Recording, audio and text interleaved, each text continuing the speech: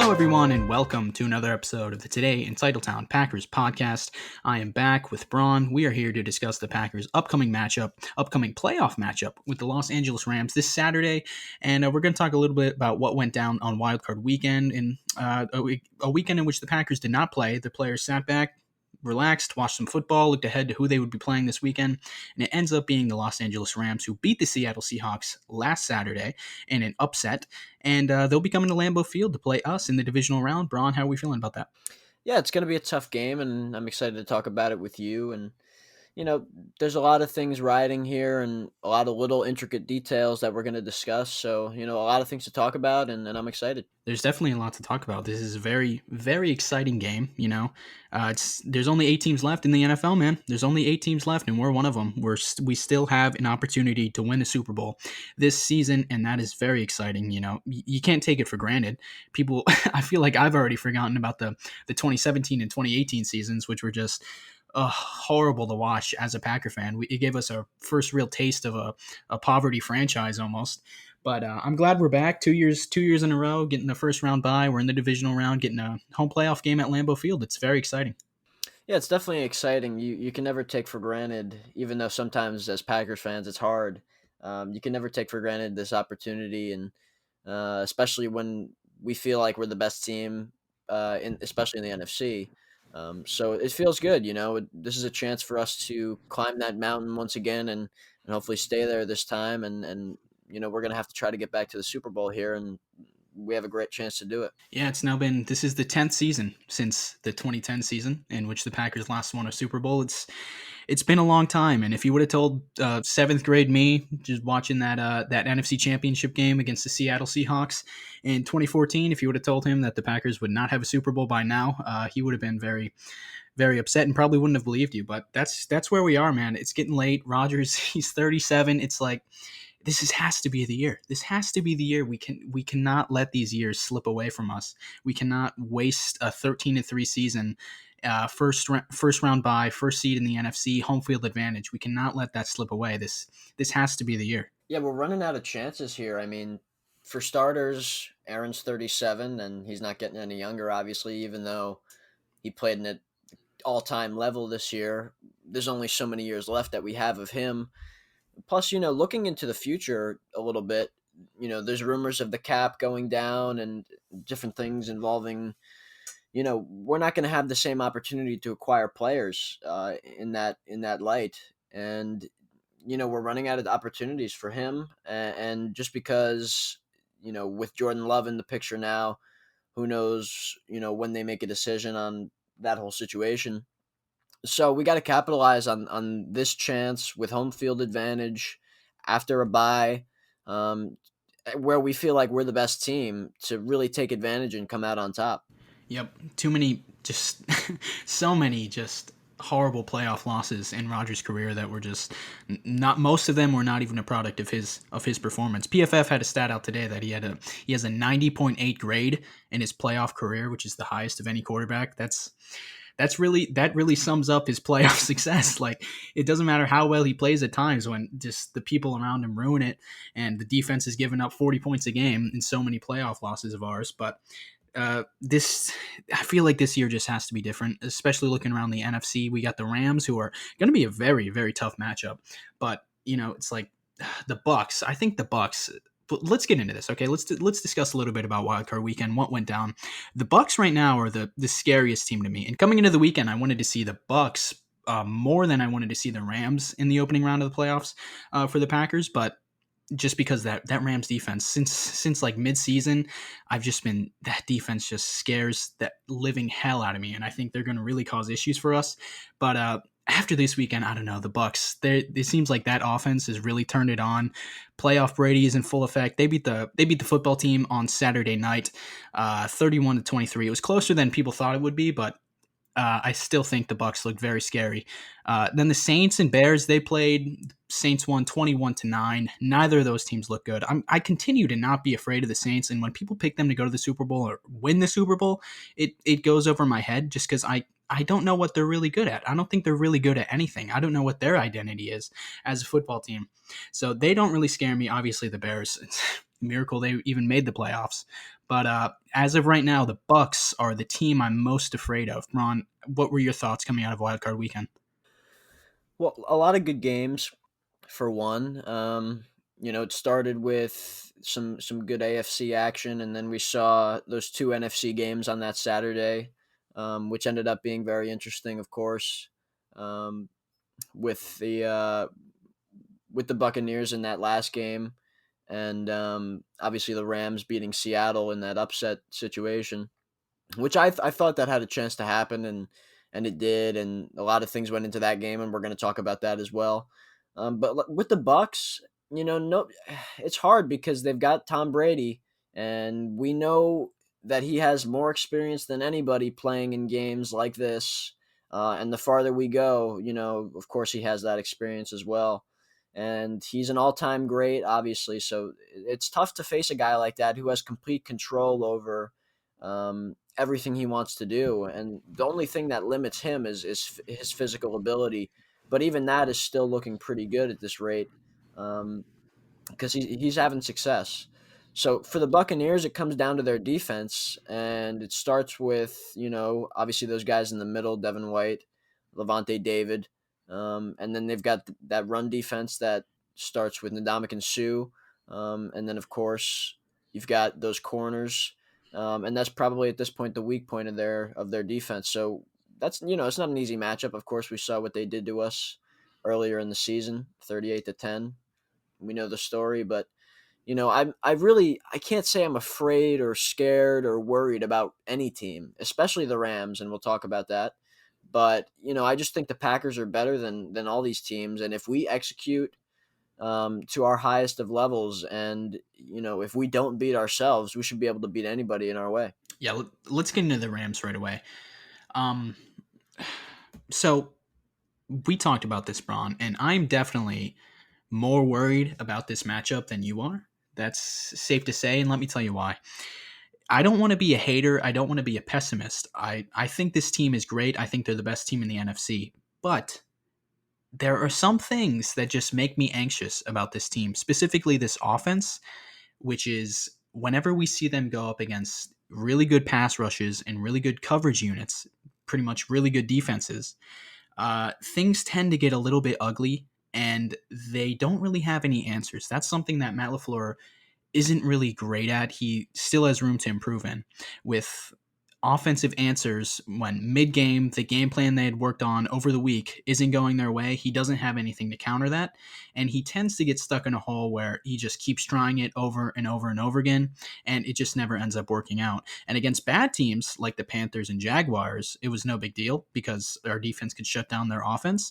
But against good teams like the two San Fran games last year and the Tampa Bay game this year, things tend to get a little bit ugly. Now, I don't want to say that this is going to be ugly. This could totally just be this could be a Packers blowout win if Rodgers is playing on fire, Devontae and Matt LaFleur comes in with a great game plan, which we've seen him do. This offense, it's the best offense in the league for a reason. But I am just a little weary just because that idea of that possibility could occur is always lurking in my mind. Well, right. I mean, but that's really unprecedented at this point. More like an anomaly than anything. And if that happens, it'd be disappointing, obviously, especially in the first round coming off a season like this. But what gives me confidence is what's so different about us this year. This is a different team than even, when we lost to Tampa Bay. This is a completely different team. You know, we're a different team than we were last year. And with Matt LaFleur and Aaron Rodgers and everybody in this building, it feels like this really is the clear best team in the NFC, and it very well could be the best team in the NFL, and that has never been more clear. Especially with this Matt LaFleur, in this Matt LaFleur era, as well as in years past, even beyond all the way dating back to 2011 was probably the last time where you felt like this was the best team, truly the best team in the NFC, and you could really back that up. Without just a gut feeling or a hope because you have Aaron Rodgers, you'll have a chance to win it all.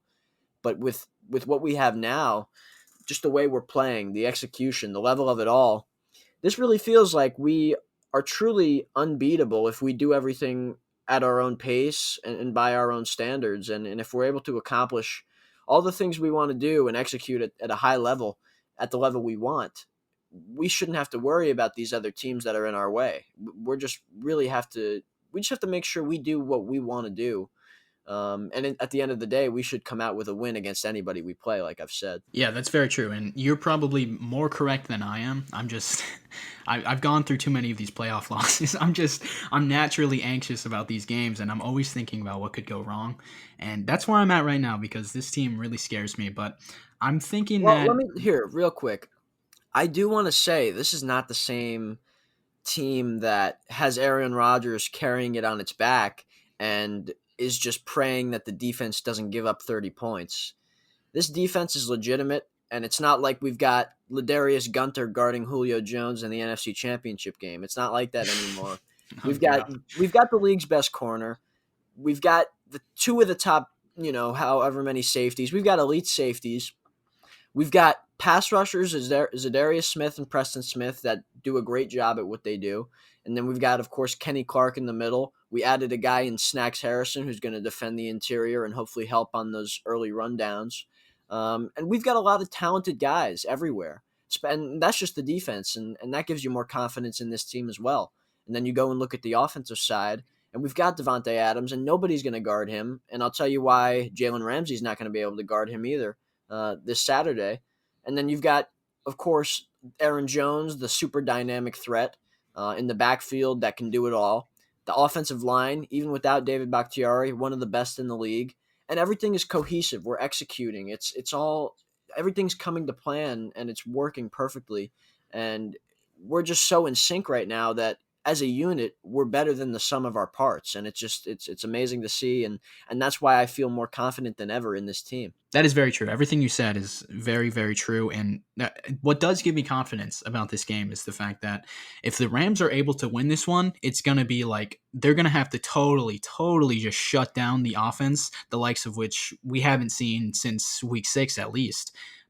Because I have no faith, absolutely no faith in Jared Goff coming in and playing well. I just don't think that's going to happen. Like 2 weeks removed from a surgery on his thumb, and playing at Lambeau Field in the cold, which he's done twice in his career and has played horribly in both games.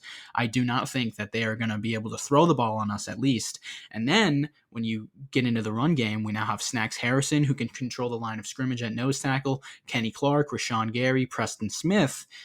Our front four, at the very least, maybe even if you throw the linebackers in there too, our front seven is very promising, and I don't think that the Rams are going to have success running on us, the likes of which San Fran did last year, because I think that game against Tennessee really gave me confidence in this run defense. And now that you throw in Snacks Harrison, that's taking away snaps from Lancaster, who is a very big liability on the defensive line. So I don't think it's going to be much of an issue in the run game. So that does make me confident. You're right about the fact that Rodgers is not carrying this team like he used to do in the postseason. So if anything, this team might have to carry the offense at times, because I think the offense is going to struggle more than the defense will in this game, to say the least, because I think the defense is going to have a lot of success against the Rams offense. Well, honestly, if you ask me, I think both parts of both sides of the ball, I think are going to have plenty of success. Let's talk about it. I mean, okay, let's look at the Rams here. We saw what they did to Seattle. They went in and beat the Seahawks in their place with, John Wolford starting, Jared Goff inserted after he leaves, in an ambulance which ended up being a stinger, so not anything too serious, but Jared Goff comes in and does the job with a broken thumb, 12 days removed, played really well, impressive stuff from him. And it was, it was impressive. Everything was surprising. The way their running game really flourished against one of the better run defenses. The way that Goff was able to still connect with Cooper Kupp. Mostly Kupp. Robert Woods didn't have a fantastic game, but he was still involved. But that connection is real, and that's going to be one that Jair is going to be right on. That's going to be his, and their defense, of course, smothered everything the Seahawks were trying to do. But if looking at Seattle, their opponent, they've been struggling since the middle of the season, Russell Wilson especially, and of course the big play was when one of their corners took back a screen for a pick six, and that was of course impressive, and that's something obviously the guy watched on tape and was able to sniff out. So there's just the defense is good, and we know that they've got good players. So we're going to talk all about that too. And I'm all I know is that it was impressive what they did in Seattle, but I don't think we're the same team as Seattle, and I think it's going to be a different story.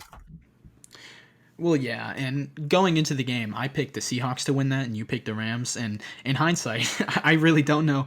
I don't know why I didn't see that game going how it did go, because the Rams defended the Seahawks just as well as they did in the first two matchups between them, where the Seahawks just cannot figure out how to move the freaking football at all. And it's really just because LA is such a bad matchup for Seattle offensively that they can't do anything, because LA takes away anything deep. They're not going to let anything go over their heads. They keep everything in front of them. And Seattle, they live and die on the deep passing game. They hardly do any of the quick stuff, and when they do, they're not very productive. And obviously, the Rams have a great run defense as well, with Aaron Donald, Leonard Floyd, Michael Brockers. They shut down everything on the ground, and Wilson just could not get anything cooking. As well, Wilson hasn't cooked very much these past 10 weeks, but he struggled mightily against the Rams in this wild card game. And coming out of it, I definitely should have seen that coming, that the Rams would be able to shut them down again. So that's definitely part of my pessimism, just the fact that we're coming off of that game where I watched the Rams defense just shut down Russell Wilson, one of the best quarterbacks in football. But that is just really just a horrible matchup. But what more can you say about that defense? They have Aaron Donald and Jalen Ramsey, two of the best defensive players, two of the best players in football, period. Aaron Donald might be the best player in football. He's probably one of the best interior defenders ever. Top three at least. He is nutso. He's been nuts for his entire career pretty much. And the last time we played the Rams, Aaron Donald almost ate Aaron Rodgers alive on a couple of occasions. So I'm pretty scared of that, but we do have Corey Linsley. We do have Elton Jenkins, two of the best interior pass protectors in football. So hopefully they're able to limit his productivity in the game. But Jalen Ramsey, that matchup against Devontae Adams is one that every football fan in the world is going to be watching for, because it's all pro versus all pro. Arguably the best cornerback in football, some would say Jair Alexander, and the best wide receiver in football going at it. And they have never played against you. Well, week 1, 2016, they did play when Ramsey was still in the Jaguars, but I think Devon House was their number one corner at the time. So we didn't really see the two of them face off much. So this is really going to be the first time in their careers that they're going at it, and that should be really fun to watch. I'm interested to see how well Devontae is able to do against Jalen Ramsey, and if he does do well, that's going to be very that's going to be very fun. Well, when I'm looking at this Rams defense, the guys that stand out are, one, their young corner Darius Williams, the guy who made that play in Seattle, that pick six. He's a 5'9" guy, and yes, he's a cornerback. I'm not sure, who he's going to cover successfully on this team. MVS, he'll beat him deep, and Rodgers can hit him over the top. Lazard, he's 6'5". So I mean, if he tries to get covered by him, that's going to be over quick in my opinion. And then of course Devontae will have his way with just about anybody. So that's one of their guys that they rely on to have a lot of success. But the Packers don't have that true slot guy, that smaller type of receiver that all these other teams have. Including teams like Seattle, who have guys that are under 6 foot playing the position. Green Bay just doesn't have much of that. So when I look at this group of receivers versus these corners, Jalen Ramsey is that guy. Yes, he's the number one, one of the top corners in the league. Jair Alexander, like you mentioned, I'll take over him. But, Jalen Ramsey, he's great, but he does allow catches at times. He allowed a touchdown to DK Metcalf last week. And, that's a guy that he matches up really well with, because he's a physical guy that is not one of those dynamic route runners where Jalen can just really use his strength and toughness against some of those bigger guys. But Devontae is going to be that finesse type of receiver that Jalen won't have the easiest time with. And I think Devontae is really going to do well in even if there's not many snaps that we see that matchup, because the Packers will move Devontae all around the field, in the slot and other things like that.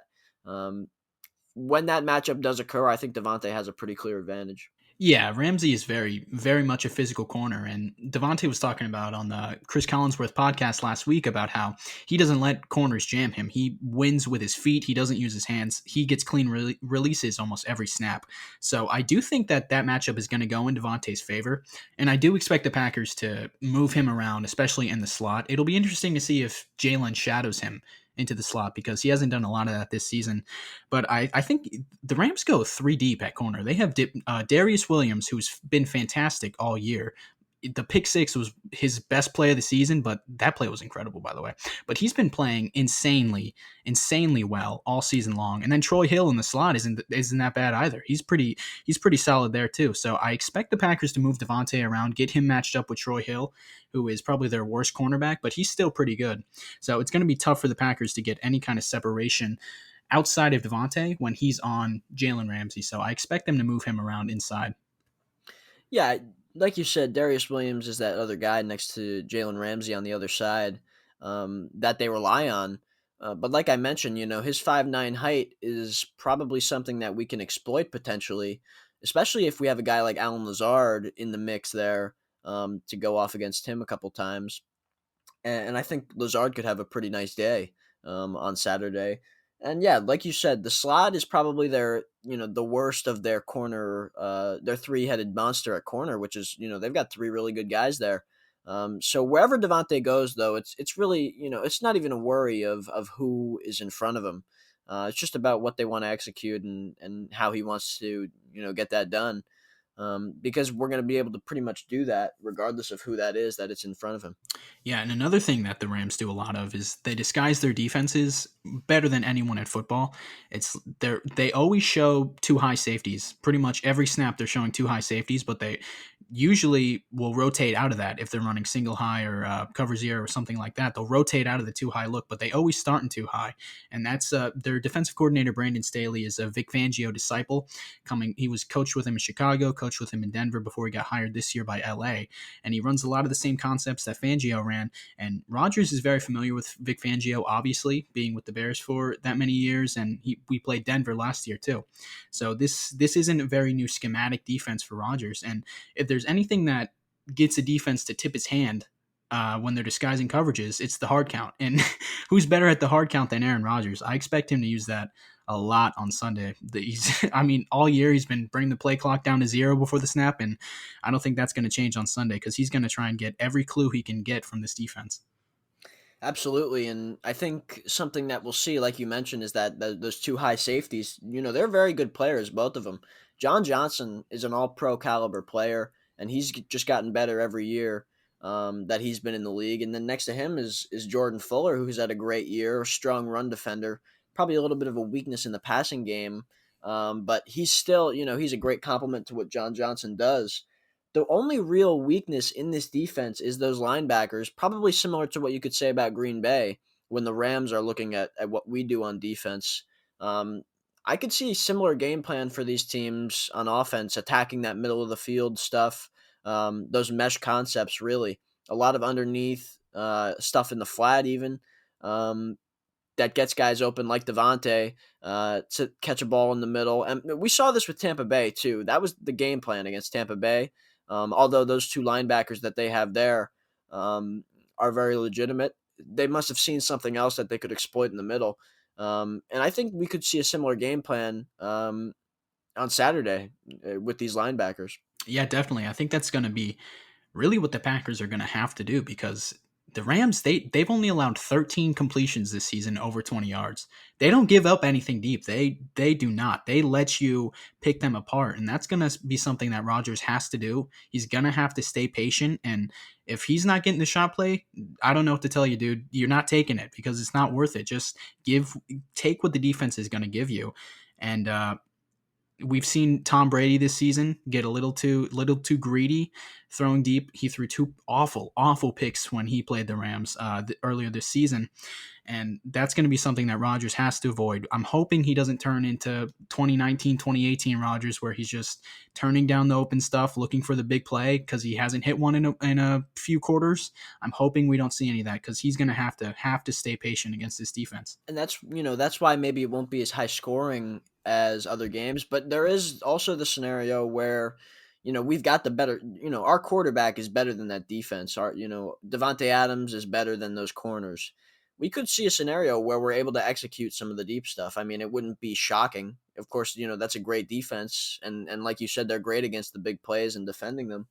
But I wouldn't be shocked. I mean, Green Bay's not going to change what they want to do based on the opponent in front of them when they're doing it at such a high level. They'll take it into account, but what they want to execute, they're not worried about failing to execute. They're going to try to do it because they know and believe that we're going to be able to do it regardless of who's in front of us. Right, and that's at times what's killed this offense is when they don't execute regardless of who's in front of them, when they're unable to do the easy things, when they're getting in their own way. That's what's really held this offense back, but I The only team assume that's that going to be able to beat us is ourselves. If we can't yeah, of execute, course. then that's the way we lose, because when we're playing at our highest level, we're going to beat anybody. But if we're not doing that, that's where we become vulnerable. Yeah, and that's where they've been vulnerable this season. No matter what level of the offense it is, with the receivers dropping, Rodgers not seeing the field, LaFleur not coaching a great game, penalties, whatever it may be, that's the only time this offense has been limited this season. When they just get in their own way. So if you know what, you're kind of right about how we just execute better than they will, that we're going to be fine because we have the best offense in the NFL. We have an MVP quarterback, Aaron Rodgers, one of the greatest of all time. We have the best receiver in the NFL. And then on defense, we're going to shut them down. I have no faith that they're going to be able to put up a lot of points. So if we can score 20, if we score 20 points, I think we win the game. Yeah, I would say 3 touchdowns will do it, and I'm really not concerned. Frankly, I mean, look, Jared Goff, he played well against the Seahawks, but that secondary is not great. We've got a great I think secondary. that's debatable. I don't know how well he played against the He Seahawks. played, He he played good enough. He did the job, I think. I mean, considering all things considered, I was impressed. Just based on right. his thumb alone, and then he was able to throw that touchdown pass at the end to Cooper Kupp. I was pretty impressed with the way he played, able to do the job.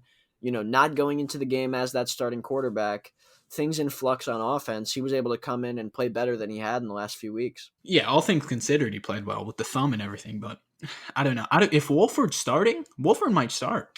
We still don't really know who they're going to put out there if He hasn't Wolford's okay. practiced. He hasn't practiced, so I'm expecting it to be Goff. Yeah. Well, either way, I mean, I don't think either of those quarterbacks gives the Rams a distinct advantage over the other one. No, I mean, well, Wolford probably opens things up more a little bit athletically in the running game, with his running ability. But I think Goff, he hasn't been playing great this year overall.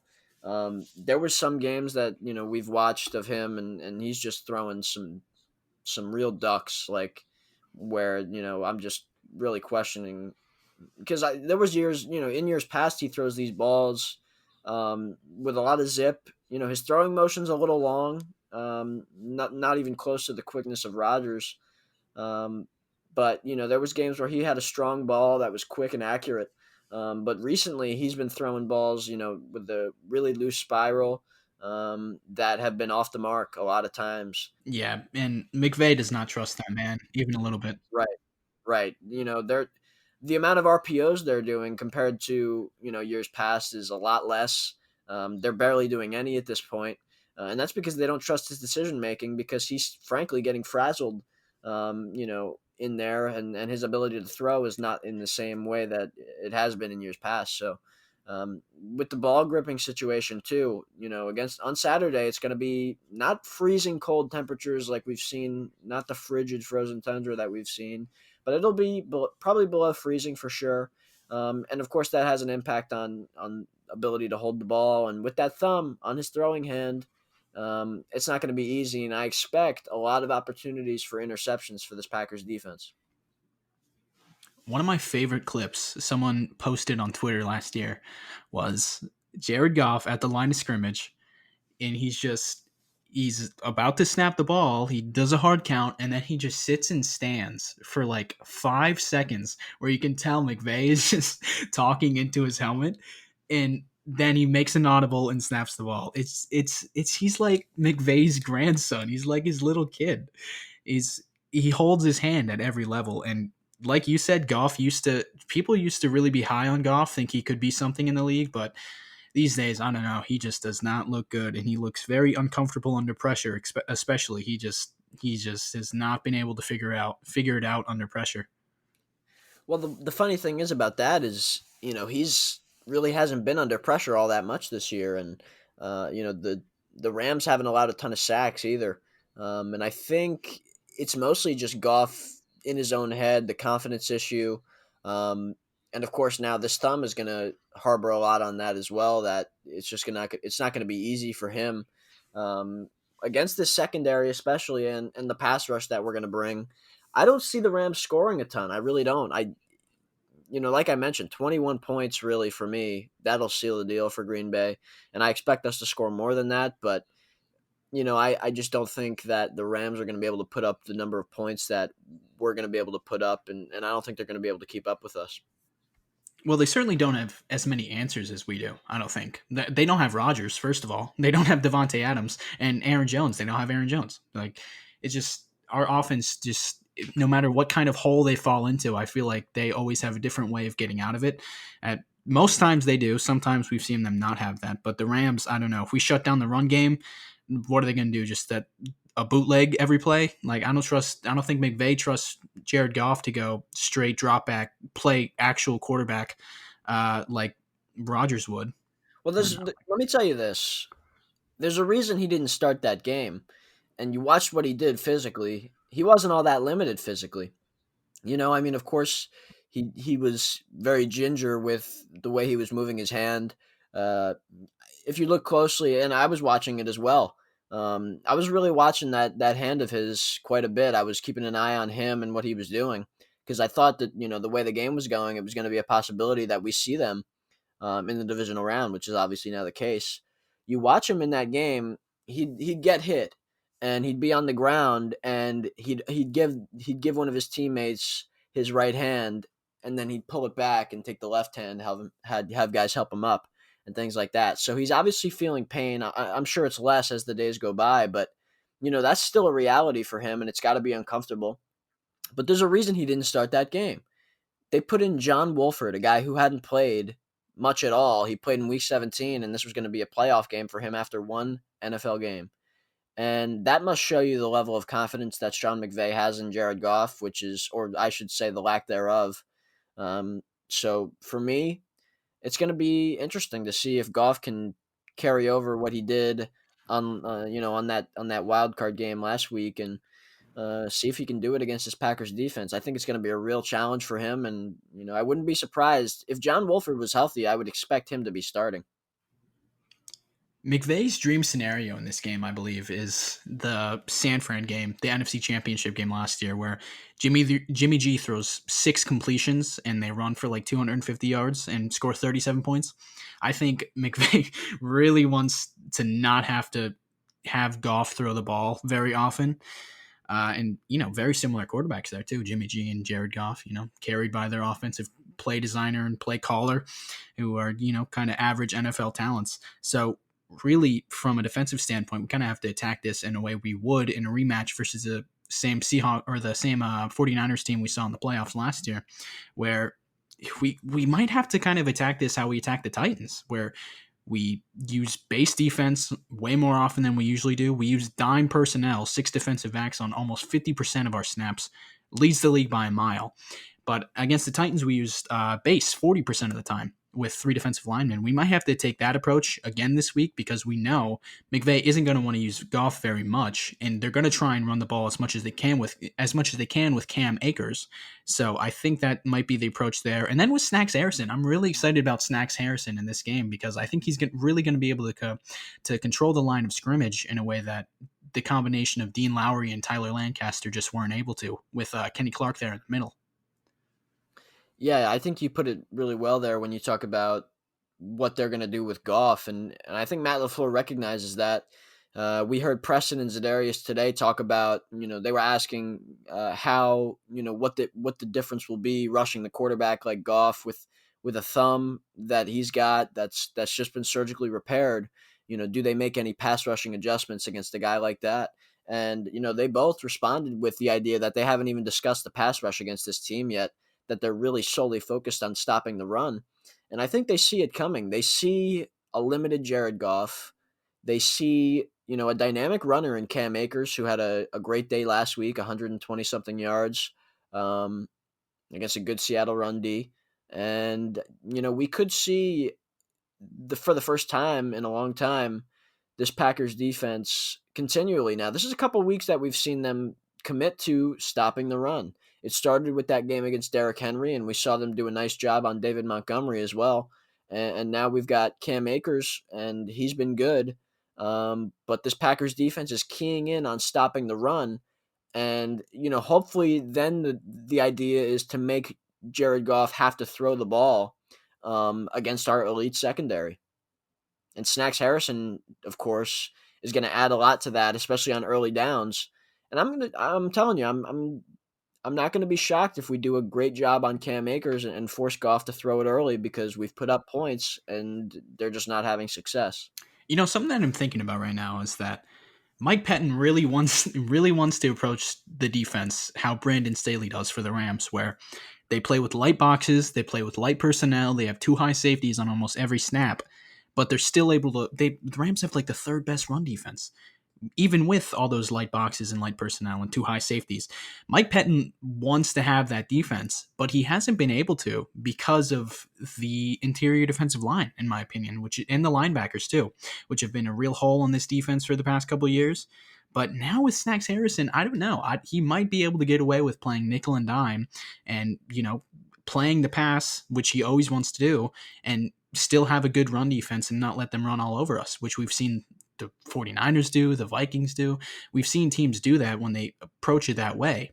So he might be able to get away with now with Snacks Harrison playing the pass while also having a good run defense. Personally, I think that it's going to come down for Green Bay. It's going to come down to what they can do on defense against this team. That'll really determine what the outcome of this game is. If for some reason we fall apart in some capacity, if we let Cam Akers run all over us, if we're leaving holes open in the secondary, easy throws for Jared Goff, then we're gonna have to try to get into a shootout with a team with a lot of elite talent that can make big plays, that will create turnovers. If we let them, that's where we could run into some trouble. That is where we could run into a potential situation that could become a loss. But if we stick with our game plan, if we do our job on defense, if we continue to hold teams, even that have been playing really well, like the Titans, the Bears that came in hot, if we continue to hold them to less than 20 points and things of that nature, I expect a game similar to what we've seen in the last few weeks, where the Packers have a lot and the other team doesn't score very much. Where do you think the offensive production needs to come from? Do you think it needs to come from the running game? Do you think they need to stick with the play action game maybe, or just keying in on Devontae, finding ways to get the ball in his hands, which is a game plan we've seen LaFleur utilize in certain games throughout the past 2 years? What do you think the offensive production is really running through in this game? Well, for me, Aaron Jones is the guy that I'm looking at because of two reasons. First of all, he's going to have a strong impact in the passing game that he maybe hasn't had in recent weeks. I think he's going to get back involved in that aspect, and not only and that in the running game as well. We saw what Seattle did against the Rams in the running game, rushing for over 130 yards, and that was kind of an anomaly from what they had been doing all year. One of the top run defenses in the league. But of course, Aaron Donald missed the last few quarters of that game, so we'll see what happens. We don't know how healthy he is, by the way. He's got torn rib cartilage. He says he has no pain. I'm not sure how true that is, but it looks like he's going to play. We'll see how limited he is or whatever the case is. But I think we have to attack that middle of the defense. That includes those linebackers that we mentioned that are probably the weakness of that defense, and the guys like Aaron Donald and others in the front, you know, to avoid those edge rushers, really, because they've got a strong strong group of edge rushers, and it starts with Leonard Floyd, who has been great. Um, he's had a strong impact for them since he signed. Um, from Chicago, of course, and he's done good things for them. Um, and Brockers as well has been great. So for me, I want to stay away from those guys on the outside, and I want to make sure that we really attack the middle with that running game and get Aaron Jones going, which will open up the passing game as well. Well, the best way to take out a great defensive lineman in the run game is to run power right at him. And so that might be the approach that the Packers use on Aaron Donald, assuming he's playing the majority of snaps, which again we're not really sure of at this time.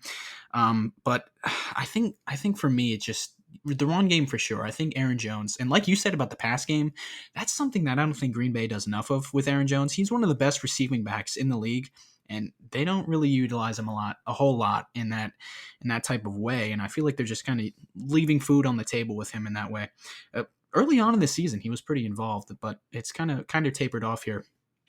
But for this game against the Rams, I think the play action game is really going to be what this offense lives and dies on in the passing game, at least, because the Rams defense, if they have a weakness anywhere, it's against play action. They rank 22nd in yards per attempt and against play action. And Rodgers has been one of the best quarterbacks. I think he's been the best quarterback ever utilizing play action this season. He's thrown 21 touchdowns, no interception, just phenomenal. And so I think that's really going to be where Matt LaFleur keys in on and runs all the bootlegs, all the play action chops, and maybe we can get something deep against this defense if we're running the ball successfully and using play action off of it, because that's where I think the real mismatch is between this Packers offense and Rams defense. Yeah, I think, we have that talent to combat what they've got going on defense. We talked about Jalen Ramsey, Aaron Donald. We've got those elite guys like Aaron, like Aaron Jones, like Devontae Adams that can combat everything they're doing. And in the cold, I think we really have the advantage. And something else that I do want to mention about this game is the time difference. And it's going to be 2 hours for them, and that's going to be that's a legitimate thing. We've seen Green Bay have trouble dealing, and I think it's a pretty large aspect of it. When they travel to these West Coast games, it's a 2 hour difference. 3 hours on the East Coast, 2 hours from Wisconsin. So this time that's in their favor, and that's not something we've seen very often.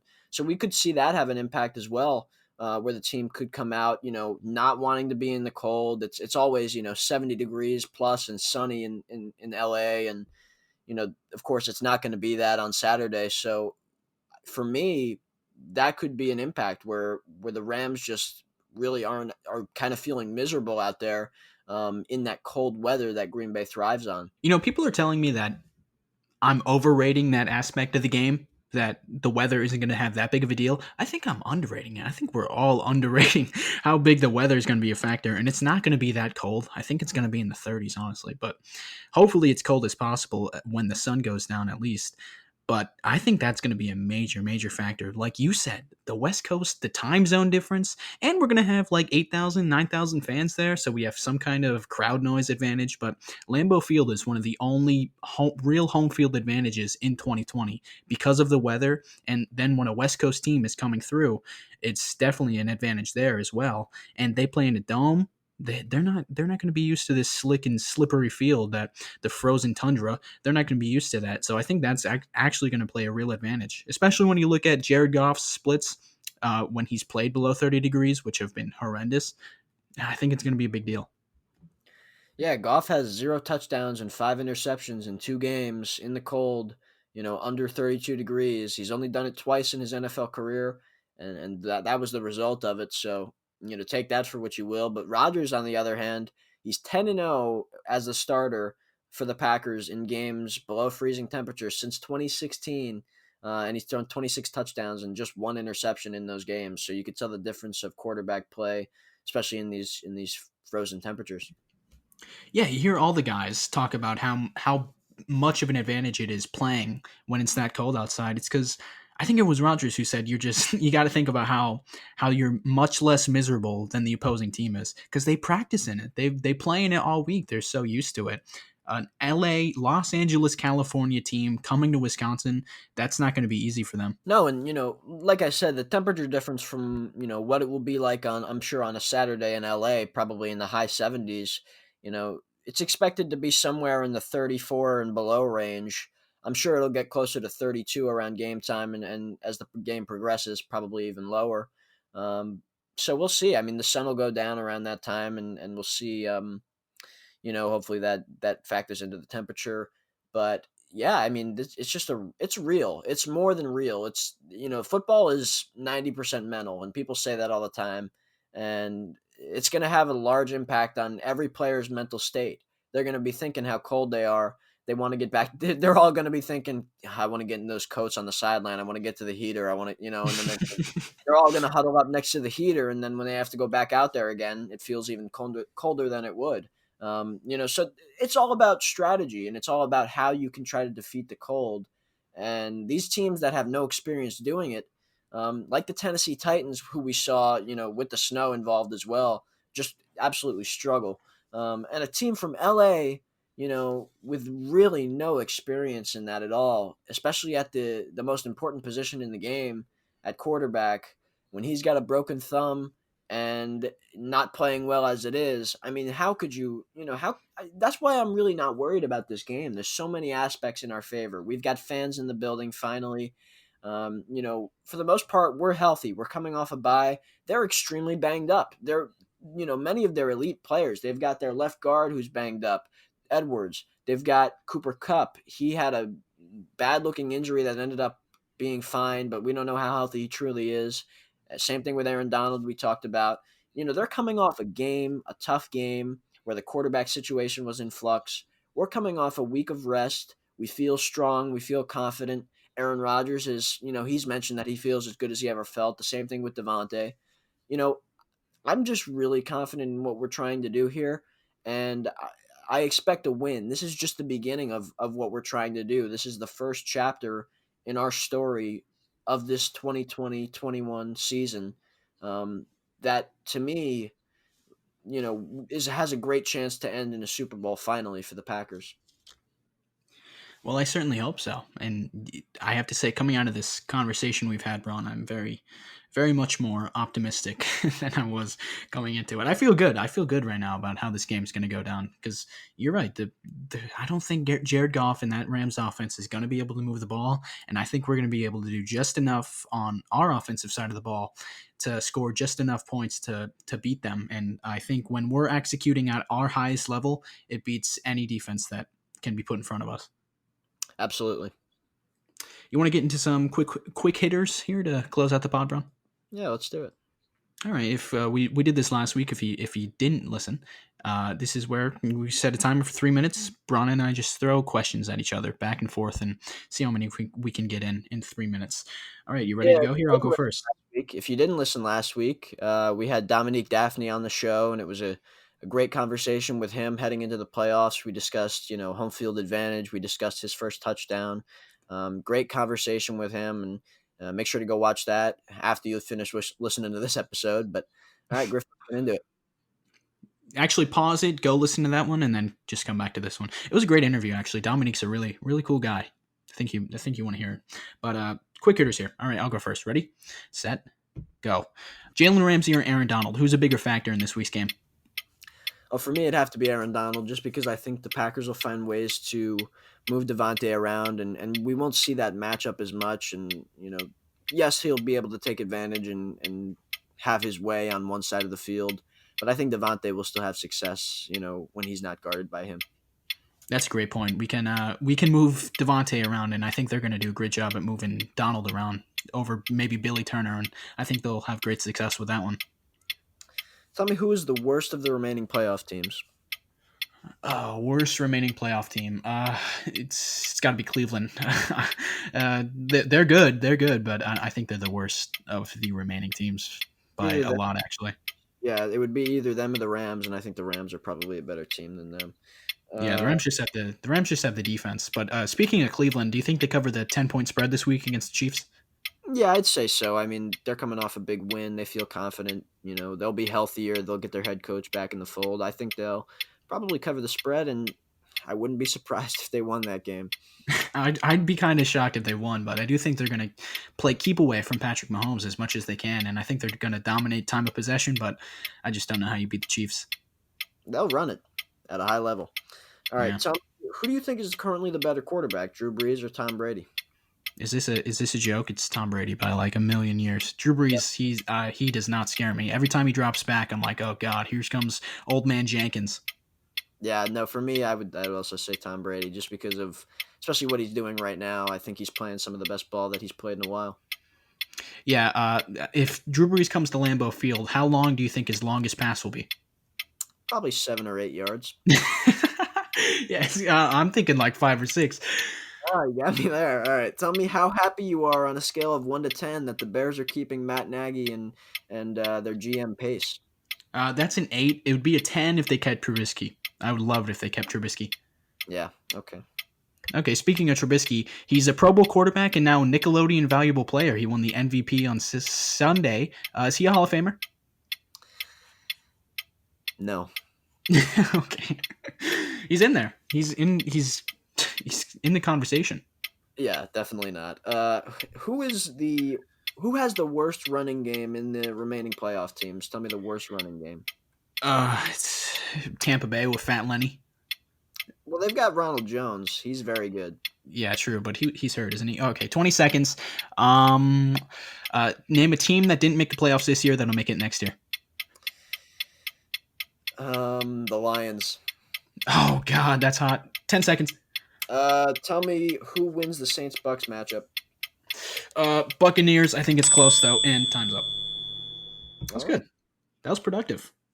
Yeah. We got some good conversation in there. Just 3 minutes after all. Yeah. Yeah. Pretty good stuff.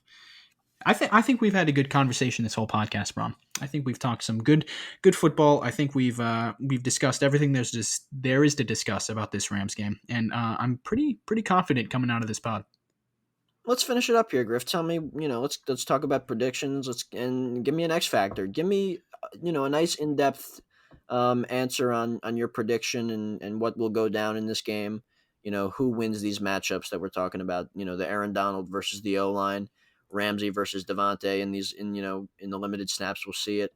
Tell me your prediction, and then give me your true X factor for this game. I think that Ramsey versus Devontae matchup is going to be just electric. I think I said this earlier, every football fan in the world is excited for this matchup, all pro versus all pro, and I'm excited to see how much trash talking Jalen Ramsey does to get in Devontae's ear, because no one's really able to get in his head. He's not a trash talker. He's just a flex in your face kind of guy. So that'll be fun to watch. I'm excited for that one, and I think Devontae does have an edge there just because of no one's able to cover him. I don't care who's in front of him. I don't think anyone's covering that man one-on-one. And I think he's going to get a lot of one-on-one looks with Ramsey. And an X factor would probably be Devontae too, because I think he's going to have a great day, whether it be on Ramsey or if we move him around inside, which I do think we're going to do a lot of. I think this is one of the games where Matt LaFleur comes into it knowing we got to get the ball in Devontae's hands, and I think Aaron's going to play that way as well. And for a score prediction, I would never, ever predict a Packers loss. So I'm going to say Packers win 24-10. 24-10. That feels good. Points. Jeez. That's low for a playoff. I wouldn't be surprised if it happened. But yeah. Well, every week we're predicting 40 points. And then they score like 31 and we're like, oh man. Yeah, no, kind of a letdown. Yeah, we're not gonna get to 40, but well, let me get into mine here. For me, this game is going to come down to if the Packers can do their job against this tough Rams defense, and if that happens, it doesn't even matter what it doesn't even matter what the Rams can do against our defense, because it won't be enough. So for me, it starts on offense, and I think it starts with those two tackles. Of course, we signed Jared Valdir, and then he tested positive for COVID, so hopefully nobody else tests positive now. But no close contacts. So, things are looking good there, but we never know if somebody is a carrier of the virus and ends up testing positive. That's a whole situation. So we'll just have to hope these next few days, end up being okay and we don't get any more positive tests. But hopefully it's, those two tackles, Bill Turner, and Rick Wagner out there. Those two guys are the X factor for me. And of course, really the whole O line, because if Aaron Donald's going to be a factor, he's going to have to be stopped in the middle, and those edge rushers, we're going to have to be able to contain their pass rush. That's the true key for me, because if that happens, no team has the personnel to stop what we do on offense when Rodgers feels comfortable, and if that's the case, I think we win big. So for what I'm going to say for a score is going to be, I'm going to say 29-16. I think it's going to be one of those games where we do kick a couple field goals as opposed to what we've been doing all year, only kicking 16 field goals in 17 games, which is crazy. But I think we'll end up getting some field goals because the Rams do have the personnel to stop us a couple times. But I also think we'll score our fair share of touchdowns and we'll win comfortably. That'd be great. That'd be great if that's how the game ended up. I would take a 29-point game. I'd feel good coming out of that game. But hopefully they score even more than 29. Wouldn't that be nice if they just put on a show against the number one defense in the NFL? Yeah. Yeah, that would be great. What'd you say? It could definitely happen. That could definitely happen. You're right. I mean, we've seen it happen where we go, or speaking for myself here, we go into games thinking, oh boy, this is going to be a nail biter. I hope they can narrowly escape this one. And then like the Titans game, we just blow them out. So that could totally happen. And I would be elated, but it's going to be a great game regardless, I believe, whether it's close or whether it's a blowout. I think it's going to be fun to watch, especially this Jalen Ramsey versus Devontae matchup. I'm really excited for that one. But that's going to do it for the podcast. Thank you all for listening this long. Make sure to subscribe on iTunes, Spotify, and YouTube, and share with your friends, share with your family. But hopefully we're back next week. Hopefully we're back next Thursday discussing an NFC Championship preview. That would be amazing. I'm getting chills just thinking about it. Bron, thanks for joining me. Great discussion as always. And we'll see you next week.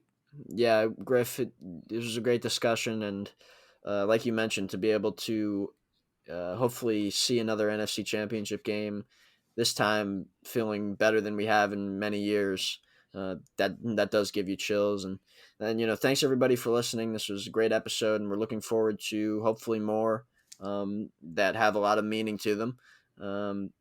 Like I said, thanks for listening. Make sure to subscribe. Make sure to find us on Spotify, iTunes, Apple, and anywhere you listen. Thanks for listening. Go Pack Go. Go Pack Go. Thanks everybody.